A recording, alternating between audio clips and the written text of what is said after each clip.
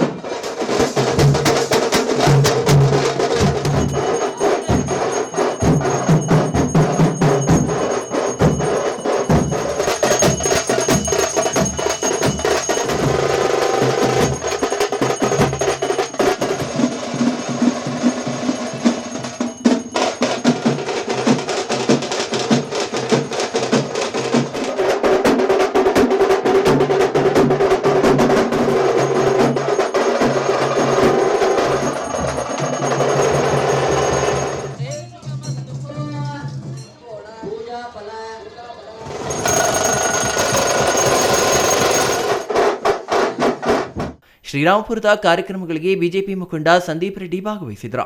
ಈ ವೇಳೆ ಮಾತನಾಡಿದ ಅವರು, ಕಳೆದ 3 ದಿನಗಳಿಂದ ವಿವಿಧ ಧಾರ್ಮಿಕ ಕಾರ್ಯಕ್ರಮಗಳು ಯಶಸ್ವಿಯಾಗಿ ನೆರವೇರಿವೆ.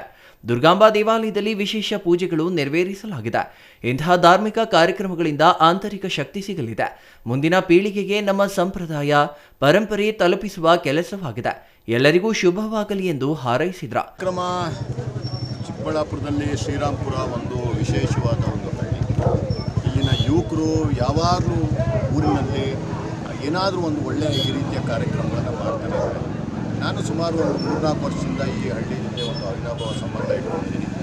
ಇಲ್ಲಿನ ಯುವಕರು ನಿಜಕ್ಕೂ ತುಂಬ ಕ್ರಿಯಾಶೀಲರು. ಇಡೀ ಏನು ಹಳ್ಳಿಯನ್ನು ಒಗ್ಗಟ್ಟಾಗಿ ಇಟ್ಕೊಂಡು ಬೇರೆ ಬೇರೆ ವಿನೂತನವಾದ ಕಾರ್ಯಕ್ರಮಗಳ ಜೊತೆ ಜನಗಳಿಗೆ ಒಂದು ಒಳ್ಳೆಯದಾಗೋ ರೀತಿ ಕೆಲಸ ಮಾಡ್ತಿದ್ದಾರೆ. ಅದೇ ರೀತಿ ಈಗ ಒಂದು ಸುಮಾರು 3 ದಿನಗಳಿಂದ ಸತತವಾಗಿ ಸಾಮೂಹಿಕ ವಿವಾಹಗಳಿರ್ಬೋದು, ಬೇರೆ ಬೇರೆ ಪೂಜೆಗಳಿರ್ಬೋದು, ಮತ್ತು ಬೇರೆ ಏನು ದೇವರುಗಳ ಪ್ರತಿಷ್ಠಾಪನೆ ಇರ್ಬೋದು, ಈ ಒಂದು ಕೆಲಸಗಳನ್ನು ಮಾಡಿಕೊಂಡು ಇವತ್ತು ಸಮಾರೋಪವಾಗಿ ಶ್ರೀ ದುರ್ಗಾಂಬಾ ದೇವಿ ದೇವಾಲಯದಲ್ಲಿ ಇವತ್ತು ಒಂದು ಪೂಜೆಯನ್ನು, ಹೋಮವನ್ನು ಇಟ್ಕೊಂಡಿದ್ದು ತುಂಬ ಅದ್ದೂರಿಯಾಗಿ ತುಂಬ ಭಕ್ತಿಪೂರ್ವಕವಾಗಿ ಮಾಡಿದ್ದಾರೆ. ಅವರಿಗೆಲ್ಲರಿಗೂ ನಮ್ಮ ಶ್ರೀರಾಂಪುರದ ಗ್ರಾಮಸ್ಥರಿಗೆ ಮತ್ತು ಇಡೀ ಚಿಕ್ಕಬಳ್ಳಾಪುರ ಜನತೆಗೆ ಈ ಪೂಜೆಯ ಫಲ ಸಿಗಲಿ ಅಂತ ನಾನು ಈ ಮೂಲಕ ದೇವರಲ್ಲಿ ಪ್ರಾರ್ಥನೆ ಮಾಡ್ತೀನಿ. ನೋಡಿ, ಈ ರೀತಿಯ ಏನು ಕಾರ್ಯಕ್ರಮಗಳು, ದೈವಿ ಕಾರ್ಯಕ್ರಮಗಳಿಂದ ನಿಜವಾಗ್ಲೂ ನಮಗೆಲ್ಲರಿಗೂ ಒಂದು ಆಂತರಿಕವಾದ ಒಂದು ಶಕ್ತಿ ಸಿಗುತ್ತೆ.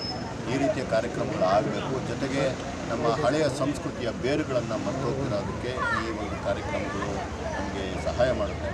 ಮುಂದಿನ ಪೀಳಿಗೆಗೆ ನಾವು ಈ ಒಂದು ಏನು ನಮ್ಮ ಒಂದು ಸಂಪ್ರದಾಯಗಳೇನಿದೆ, ನಮ್ಮ ಪರಂಪರೆ ಏನಿದೆ, ಈ ರೀತಿಯ ಪೂಜೆಗಳ ಮುಖಾಂತರ, ಈ ರೀತಿಯ ಕಾರ್ಯಕ್ರಮಗಳ ಮುಖಾಂತರ ಮುಂದಿನ ಪೀಳಿಗೆಗೂ ಸಹ ನಾವು ತಲುಪಿಸಬಹುದು ಅನ್ನೋದು ನನ್ನ ಒಂದು ಅಭಿಪ್ರಾಯ. ಗ್ರಾಮದ ಶಿವನಾಗ ಮಾತನಾಡಿ, ದುರ್ಗಾಂಬಾ ದೇವಾಲಯಕ್ಕೆ ಅನೇಕ ವರ್ಷಗಳ ಇತಿಹಾಸವಿದೆ. ಗಂಗಮ್ಮದೇವಿ ನೂತನ ಉತ್ಸವ ಮೂರ್ತಿಗಳು ಹಾಗೂ ದುರ್ಗಾಂಬಾ ದೇವಿಯ ಪುನರ್ ಪ್ರತಿಷ್ಠಾಪನೆ ಕಾರ್ಯಕ್ರಮಗಳನ್ನು ಹಮ್ಮಿಕೊಳ್ಳಲಾಗಿದ್ದು, ಗ್ರಾಮಸ್ಥರ ಸಹಕಾರದಿಂದಾಗಿ ಎಲ್ಲ ಕಾರ್ಯಕ್ರಮಗಳು ಯಶಸ್ವಿಯಾಗಿ ನೆರವೇರಿವೆ ಎಂದರು. ಅಲ್ಲದೆ ಧಾರ್ಮಿಕ ಕಾರ್ಯಕ್ರಮಗಳ ಅಂಗವಾಗಿ ಸಾಮೂಹಿಕ ವಿವಾಹಗಳು ಏರ್ಪಡಿಸಲಾಗಿದ್ದು, ಹಲವು ಜೋಡಿಗಳು ದಾಂಪತ್ಯ ಜೀವನಕ್ಕೆ ಕಾಲಿಟ್ಟಿರುವುದು ಸಂತಸ ತಂದಿದೆ ಎಂದರು. ಪ್ರತಿಷ್ಠಾಪನೆ ಇಟ್ಕೊಂಡಿದ್ದೀವಿ.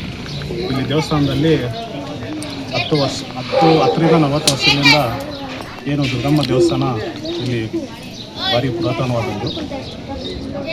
ಫಸ್ಟಿಂದ ದುರ್ಗಮ್ಮ ಅಂತ ದೇವಸ್ಥಾನ ಬಂದಿತ್ತು. ಅದರ ಜೊತೆಗೀಗ ಗಂಗಮ್ಮ ದೇವಿ ಅಂತ ನೂತನ ಉತ್ಸವ ದೇವರನ್ನು ಮಾಡಿಸಿದ್ದೀವಿ. ಹಾಗೆಯೇ ದುರ್ಗಮ್ಮ ದೇವಸ್ಥಾನವನ್ನು ದುರ್ಗಮ್ಮನೂ ಹೊಸ ಪುನಃ ಪ್ರತಿಷ್ಠಾಪನೆ ಮಾಡಿದ್ದೀವಿ. ಅದರಂತೆ ನಾವು ಮೂಲ ಕಾರ್ಯಕ್ರಮ ಬಂದು 12ರಿಂದ 16ನೇ ತಾರೀಕುವರೆಗೂ ಅಂದ್ಕೊಂಡಿದ್ದು ಊರಲ್ಲಿ ಸ್ವಲ್ಪ ಹೆಚ್ಚು ಕಮ್ಮಿಯಾಗಿ 3 ದಿನ ಮುಂದಕ್ಕೆ ಹೋಗಿದೆ. ಹಾಗೆ 14-15 ಏನಿದೆ ಸಾಮೂಹಿಕ ವಿವಾಹಗಳು ಮತ್ತು